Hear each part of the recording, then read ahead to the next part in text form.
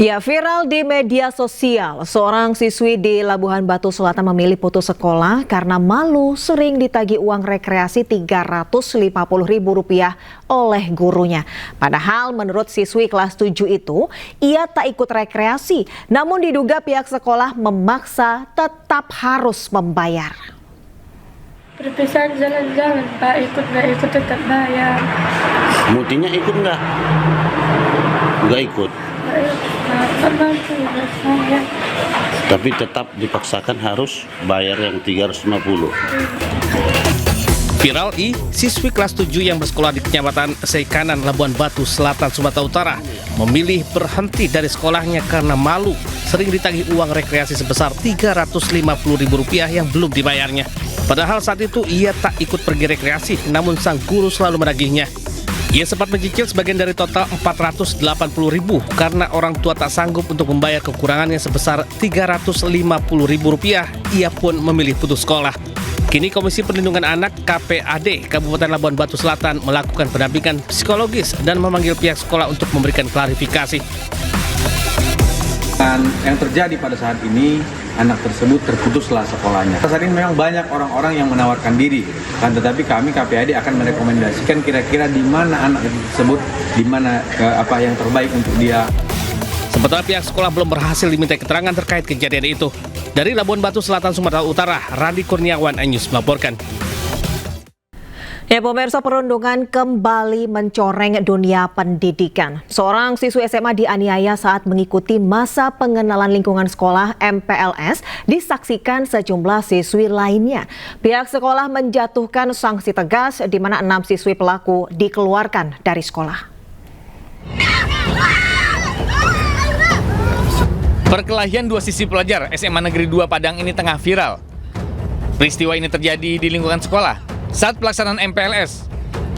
Ironisnya, aksi kekerasan ini juga disaksikan sejumlah siswi lain tanpa ada usaha mencegahnya.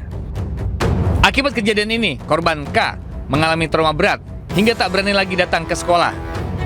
Orang tua yang mengetahui kejadian ini mendatangi sekolah dan menuntut perlindungan dan pertanggungjawaban. Pihak SMA Negeri 2 Padang pun menggelar mediasi bersama kepolisian dan keluarga korban. Hasilnya, 6 siswa pelaku perundungan dikeluarkan dari sekolah. Langkah tegas ini diambil sebagai bentuk komitmen sekolah menciptakan lingkungan belajar yang aman dan bebas dari kekerasan. Dari Padang, Sumatera Barat, Budi Sunandar, iNews melaporkan. Terima kasih Anda masih bersama iNews Siang. Pemirsa, pengajian di Pemalang, Jawa Tengah berujung ricuh. 2 kelompok massa terlibat bentrokan fisik.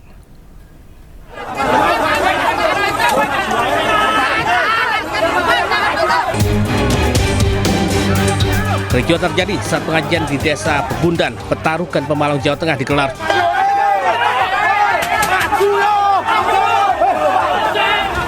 Dua kelompok massa yang berbeda pandangan terlibat cekcok hingga berujung saling lempar batu, botol hingga senjata tajam. Sedikitnya 5 orang terluka, termasuk seorang anggota kepolisian.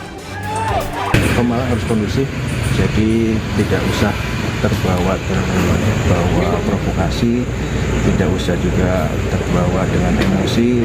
Semua bergerak bersama, kita harus bersatu untuk pembangunan, untuk kegiatan-kegiatan lebih produktif. Tidak ada lagi yang mengatasnamakan golongan, agama kalau kita ingin membangun Pemalang. Hingga kini, aparat masih berjaga di sejumlah titik untuk mencegah bentrokan susulan. Pemda setempat bersama pihak keamanan tengah berupaya meredam konflik itu agar tak meluas.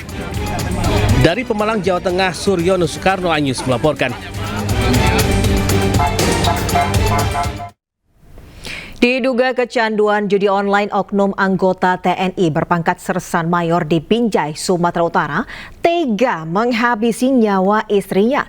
Korban ditusuk dengan senjata tajam.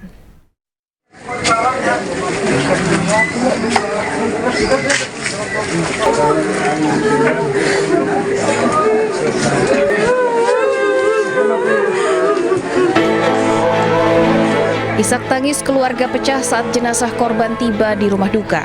Korban tewas setelah ditusuk suaminya yang merupakan oknum anggota TNI berpangkat Sersan Mayor inisial TDA. Menurut saksi, oknum TNI berpangkat Sersan Mayor ini tega menghabisi nyawa Astri Gustina karena selalu cekcok dalam rumah tangga dan diduga kecanduan judi online. Pelaku menusuk korban saat hendak mengantarkan anak-anak ke sekolah dengan 9 tusukan senjata tajam. Antara korban dan pelaku menurut keluarga sudah pisah rumah, namun korban setiap hari mengantarkan anak-anak mereka ke sekolah dengan sepeda motor. Pergi sekolah, tiba-tiba suaminya datang membawa pisau langsung menyerang si korban. Pisaunya pisau apa? Pisunya kalau saya tidak salah sangkur. Suaminya sendiri Tugasnya di Pos Kodam. Satu mungkin aja. Sekarang ini bagaimana penanganannya, Pak? Info terbaru tadi yang saya dengar suaminya sudah ditangkap, diamankan, dapatnya di Bandara Kuala Namu. Coba melarikan diri mungkin. Sebelum dimakamkan, jasad korban dibawa ke Rumah Sakit Umum Binjai untuk menjalani visum. Sementara pelaku berhasil diamankan saat akan melarikan diri di Bandara Kuala Namu, Medan. Dari Binjai, Muhammad Zainal Tanjung, iNews melaporkan.